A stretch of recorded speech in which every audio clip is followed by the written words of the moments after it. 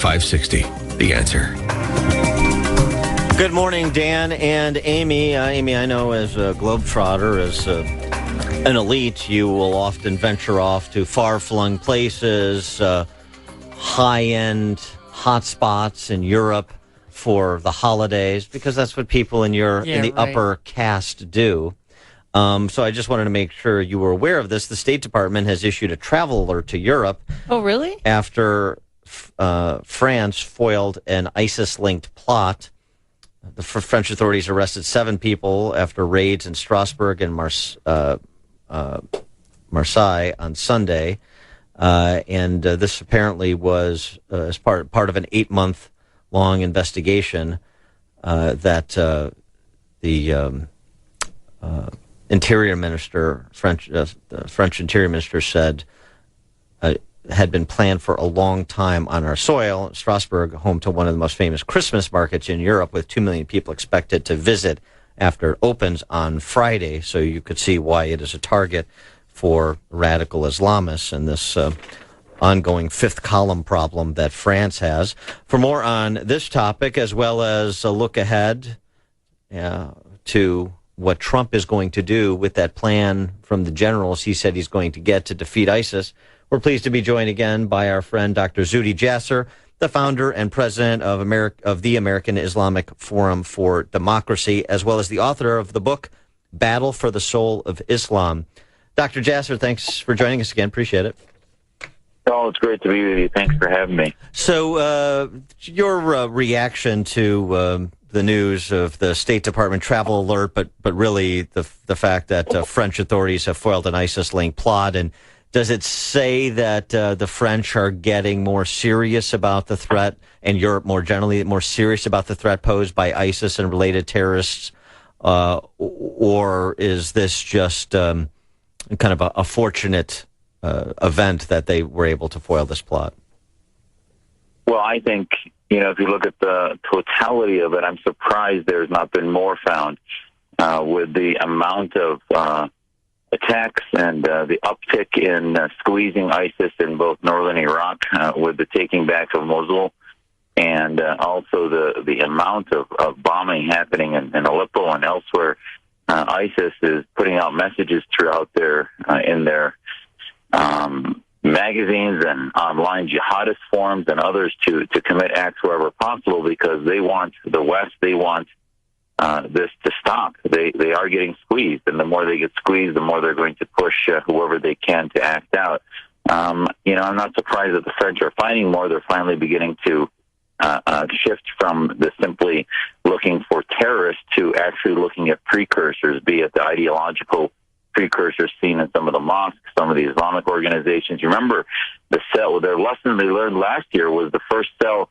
They had the first cell that committed 2 acts of terror 4 months apart. So it was committed in November, and then went and hid out in Belgium and committed another act in Belgium 4 months later. So they realized that some of the communities within were insurgents that were not reporting to the police, and they had to use fingerprints and other scans of various apartments in Belgium until they found them 4 months later. And even when they did, they committed another act. So they're in a lot of trouble, and I think we in the United States should take note.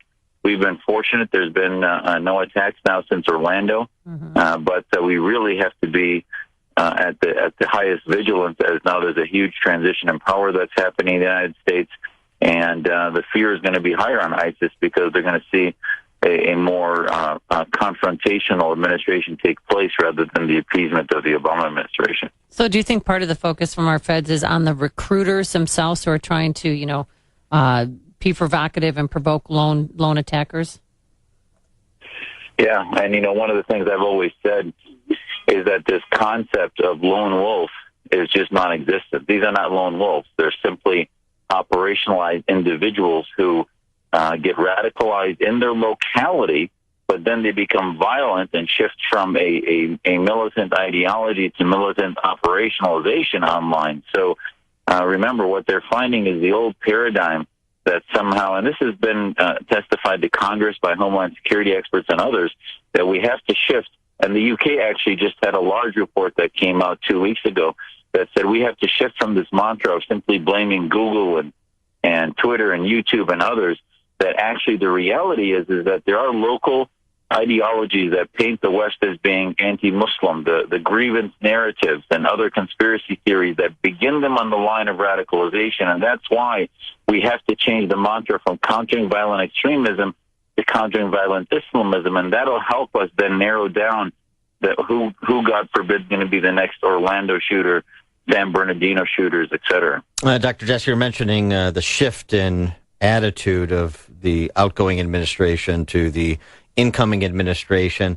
Retired Army General Jack Keane said something rather startling in an interview on NPR over the weekend.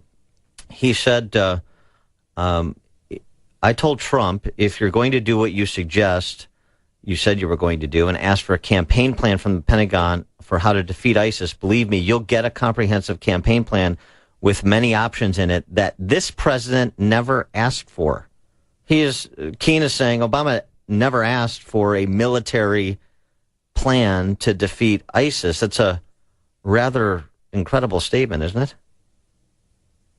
Well, I think where that's coming from is, remember, and as I have family in Aleppo and Damascus that is suffering from not only ISIS, but more significantly from the bombings of Russia and Assad and others, you cannot solve the refugee problem without creating safe zones in Syria, without preventing the need for the 8 million children victims that are displaced and the 10, 12 million others that have nowhere to go, to have them stay home, to stay in Syria where they don't want to leave, actually, but they're being forced to leave into Europe and creating this larger security threat. So, how do you do that? How do you navigate that? That plan he's talking about, you cannot decrease the threat to the world from ISIS without also figuring out a path forward for Syria, which includes both the decimation of ISIS in the short term and in Iraq, by the way, which is also the other plan. Obama closed his eyes and plugged his ears to anything that had to do with any type of troop return into northern Iraq, which gave the green light to ISIS to have the oil revenue and others that they got from Iraq to maintain the sustenance and create the flow of information globally to radicalize Muslims. So that plan he's talking about includes not only plans in Iraq and Syria, but then also into Europe and working with our friends and allies in NATO to figure out how to vet many of these refugees that are threats to them also. Speaking of Iraq, Trump's choice for National Security Advisor, Lieutenant General Michael Flynn, is credited along with General Stanley McChrystal for eradicating al-Qaeda in Iraq. And I wonder what your assessment is, with your disposition to be more aggressive in combating radical Islamic terrorism, your assessment of the national security team as it's coming together for the Trump administration. Well, as you know, I was not a Trump supporter, and I've been guardedly optimistic, and I've been very pleased, with his appointments. I think that he is picking some of the best choices possible. General Flynn has, I think, a lot of the media uproar about some of his comments were truly taken out of context. He was talking about Islamism, not about Islam. If anything, you can look back and see some apologetic pieces about Islam that he's written with another Muslim and others. So I think you should look at his determination. He has served his country well in a previous position as head of DI, Defense Intelligence. So this is not going to be new to him. And I think Congressman Pompeo to head the CIA, he's fantastic. We are going to finally, I think, have somebody heading the CIA that understands that the biggest global threat to our officers and our interests and American citizens abroad is the infiltration of radical and political Islam globally from countries like Saudi Arabia, Qatar, and others that purport to be our allies, which is what the CIA needs to confront. So a lot of these appointments I'm very happy with.